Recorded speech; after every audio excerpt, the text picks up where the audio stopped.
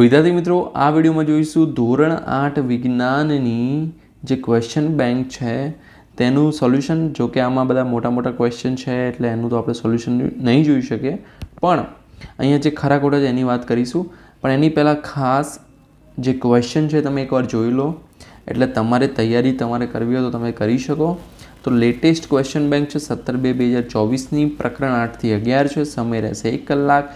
સૌથી પહેલાં તફાવત છે. તફાવતમાં સંગીત અને ઘોંઘાટ. તો સંગીત એટલે જે આપણને સાંભળવામાં સારું લાગે, બરાબર. ઘોંઘાટ જેમાં આપણે ગમે નહીં ભાઈ, બરાબર. જેમ કે બાળકોનો બખાડો, બરાબર. જેમ કે વાહનોનો અવાજ, તો એક ઘોંઘાટ છે.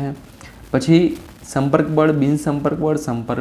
જે સંપર્ક બળ છે એમાં સંપર્ક થાય, જેમ કે આપણે ધક્કો મારીએ, રાઈટ. જેમ કે દરવાજો બંધ કરીએ હાથથી. બિન સંપર્ક બળમાં, તો બિન સંપર્ક બળમાં આપણે કોઈ સ્પર્શ થતો નથી, જેમ કે ચુંબક બળ અને ચુંબકીય બળ, ગુરુત્વાકર્ષણ બળ.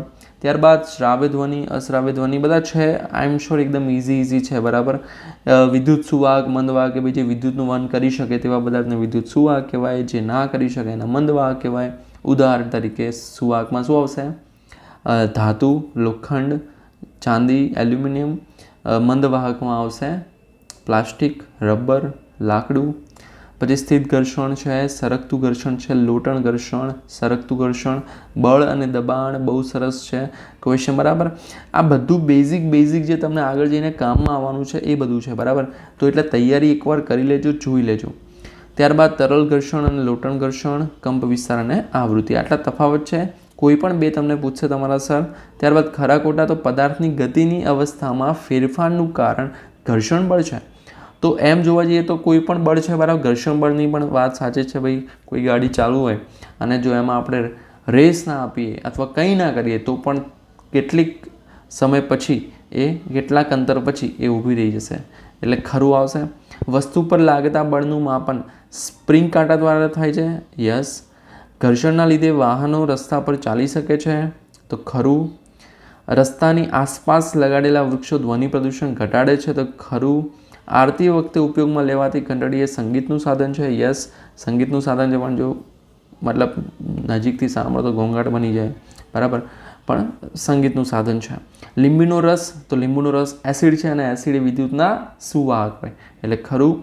નિસ્યંદિત પાણી, યસ. નિસ્યંદિત પાણી એ વિદ્યુતનું અવાહક છે, તો જવાબ આવશે ખરું. ઘર્ષણનો એસઆઈ એકમ ન્યૂટન છે, તો ઘર્ષણ એક બળ છે અને બળનો એકમ શું હોય? ન્યૂટન હોય, એટલે જવાબ આવશે ખરું. ઊંજણનો ઉપયોગ કરવાથી ઘર્ષણ ઘટે, રાઈટ. એટલે જ આપણે એનો ઉપયોગ કરીએ લુબ્રિકેશનનો, એટલે જવાબ આવશે ખોટું. બળનો એસઆઈ એકમ ન્યૂટન છે, તો યસ ન્યૂટન જ છે. ઓકે, તો આમાંથી કોઈ પણ બે તમને પૂછવાના છે. ત્યારબાદ નીચેના પ્રશ્નો જવાબો ગમે તે એક, કે ભાઈ પ્રવાહી સમાન ઊંડાઈએ સમાન દબાણ લગાવે છે. તમે કઈ પ્રવૃત્તિ દ્વારા નક્કી કરશો? તો આ એક ક્વેશ્ચન છે. ત્યારબાદ બે ચુંબક વચ્ચે લાગતું બળ બિન સંપર્ક બળ છે. તમે કઈ પ્રવૃત્તિ દ્વારા નક્કી કરશો? બહુ સરસ. તમારે વિચારવું પડે થોડું, એવા પ્રકારના ક્વેશ્ચન છે. મારું માનો ને તો તમે એક કામ કરજો, બરાબર. ધારો કે એકમ કસોટી પતી જાય, ક્વેશ્ચન બેંક મતલબ તમારું જે એક્ઝામ છે આની, બરાબર. પછી તો તમે આ ક્વેશ્ચન તમારા સરને પૂછી શકો. પછી સરની જોડે તમે બધા ક્વેશ્ચન સમજો કે સર આમાં કેવી રીતે લખવું, શું કરવું, રાઈટ. કારણ કે તમારા સર તમારી જોડે છે, રાઈટ. એ તમને સમજાવી શકશે પ્રોપરલી.